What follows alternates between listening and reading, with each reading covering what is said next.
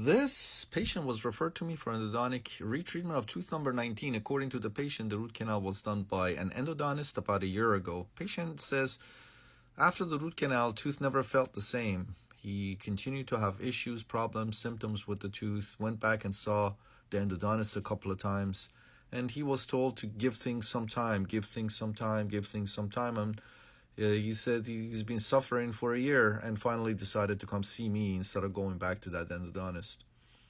One look at the tooth, I can immediately tell that there is a periapical relucency there. So I'm not sure why the endodontist couldn't see that, the endodontist who did the root canal, but actually I do know. It's called cognitive dissonance, and that's when you don't see your own mistakes. We're all guilty of it. I've done it too. It happens to me as well, I'm sure. But that's why we need to pay attention to these things and be able to set aside our prejudices and be able to see our own mistakes. But here it is, periapical relucency. I asked the patient what was the reason for the root canal. Patient said the tooth was temperature sensitive.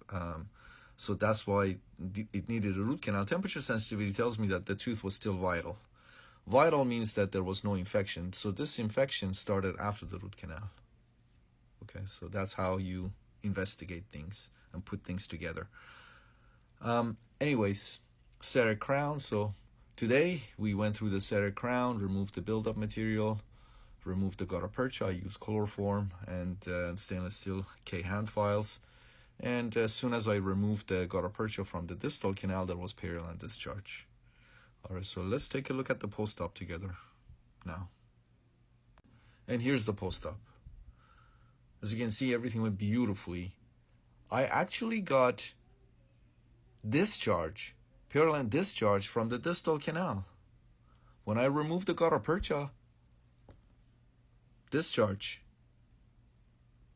came up from the distal canal, irrigated, of course, with 6% sodium hypochlorite, thoroughly and copiously, activated sonically, and obturated the mesials with gutta percha and sealer.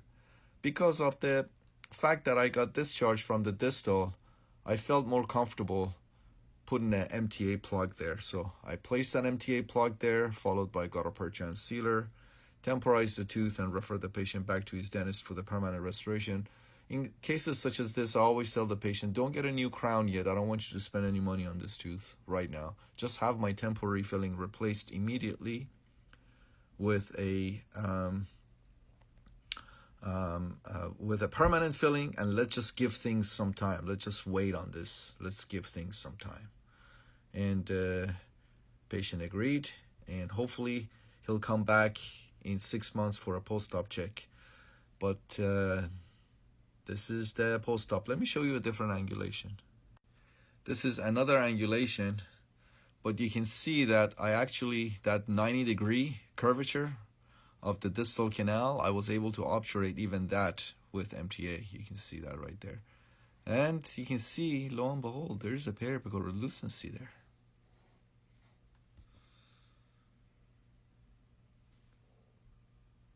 So that's my MTA right there. The term I was looking for is cognitive dissonance, when we don't see our own mistakes. Cognitive dissonance. And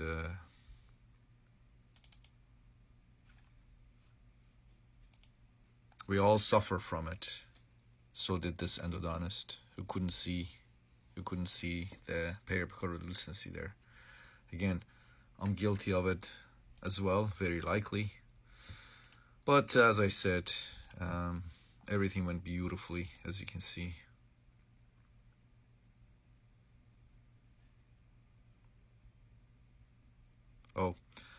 People often ask me how I remove the gutta percha. I remove the gutta percha. I fill the pulp chamber with chloroform, let it sit there for a minute, and then I use my stainless steel K hand files, and I just remove the gutta percha that way. And once I remove all the gutta percha, then I get my working length measurements, and then start with I use isopropyl alcohol 70 to 90%. It When I use isopropyl alcohol, I can remove the remnants, gutta percha remnants easier. It clogs it up. It clogs up the gutta percha chloroform mixture, and then I can remove it in bits and pieces and bulks sometimes. And then once I remove the gutta percha, then I start with copious amounts of 6% sodium hypochlorite that I use throughout the procedure, recapitulation after each instrumentation, just to make sure that I am patent. All the canals are patent. I maintain patency throughout the root canal procedure. And again, you just need to know when to use certain materials, such as like this case here, I decided to use MTA versus gutta percha. MTA gives me a better apical seal, especially since I had discharge. Discharge stopped, but I just wanted to make sure that I get a good apical seal, and you get a much better apical seal when you use MTA versus gutta percha. I use my sealer is AH+, and I use warm vertical obturation technique for obturating.